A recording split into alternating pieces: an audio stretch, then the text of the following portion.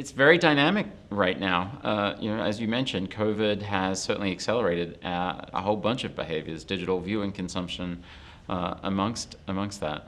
If you think about where we're at now and what we see coming up into behaviors we see in 2022, by all intents and purposes, we would otherwise have seen those behaviors 5 years from now. So in a lot of ways, we're living in the future. We're experiencing 2027 right now. So consumers are definitely we can't throw enough video or enough platforms out at them for sure. So a couple of interesting stats: digital consumption in a couple of years of TV is really going to eclipse linear television, and also just cord cutters. We're going to see unprecedented cord cutting over the next 12 months as well, where we'll have 55% of the US adult population actually cord cutting, and that's a huge number. The implication of all of that is ad dollars follow suit, right? Advertisers want to be where the consumers are, and that has also accelerated. We're going to see $18 billion of ad spend shift to OTT in the next 2 years. And again, like those numbers are unprecedented historically. So it feels very much like we're living in the future. It's 2027. Yeah, it's interesting. You detect some anxiety among both buyers and sellers about making sure that 18 billion has somewhere to go and that it can be transacted, because the plumbing in this industry is still kind of catching up to the opportunity.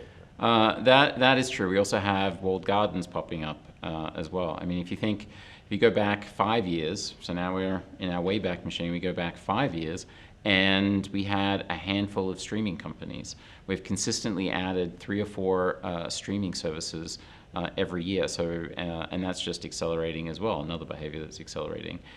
So when you look at the number of streaming services here in the US, today you've got in excess of 25. So we've gone from a handful a couple years ago to 25 different streaming services that are vying for competition, pumping out premium quality content, trying to amass data around their audiences, and then putting the walls in place to protect that. So those are real opportunities for getting in front of new audiences, but also challenges as well.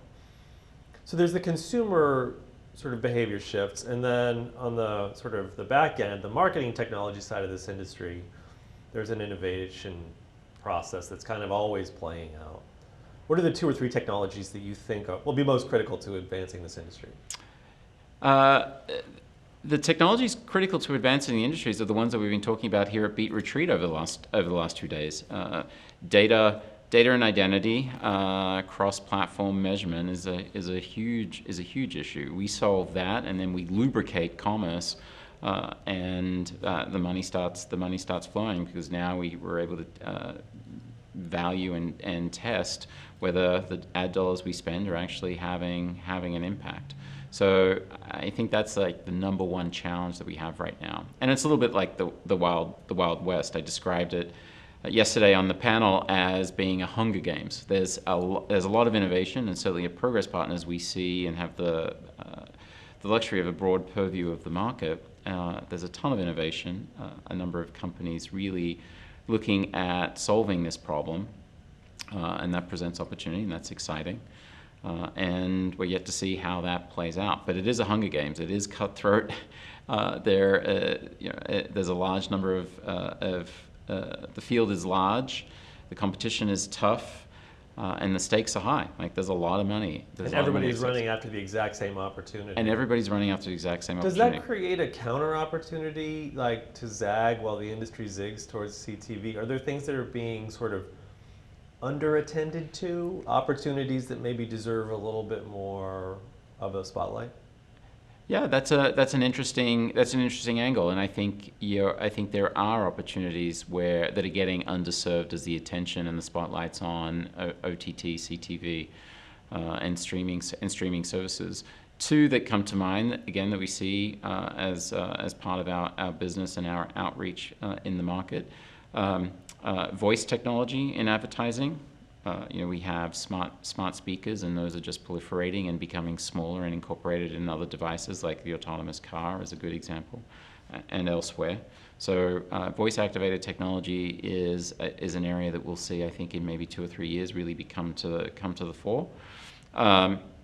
That's a big one, and then and I guess that ties to the other behaviors around podcasting and the rise of streaming audio services as well. All right, so there was a recent Ernst & Young survey of media and entertainment executives saying 45%, said that without reinvention, their company might cease to exist in 5 years or so. How can they avoid being roadkill? Well, that number, I just find that number astounding. Just to put underline that, 45% of companies feel like that without reinvention, they are going to be obsolete.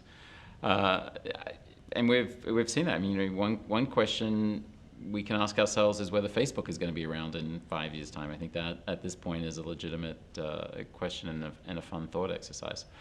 But how, if you're a CEO of a media and entertainment company, how are you thinking about it? What we've seen is, and what we're advising as well, is building a portfolio of assets around the consumer and providing more experiences, whether that be commerce or extending the brands off of a core brand, and that might be adding a commerce channel, that might be adding more content, that might be creating a streaming channel and adding the plus on the end of your brand name. Whatever it might be is like extending the brand across multiple SKUs, as we like to say, and that's certainly one way. We did that recently. We've helped Outside Magazine turn themselves from a magazine with one or two products to being a full lifestyle brand, being the preeminent lifestyle brand for outdoor enthusiasts. So having tours, having commerce, having content, and really building an immersive experience for the consumers to interact with that brand around their passion points.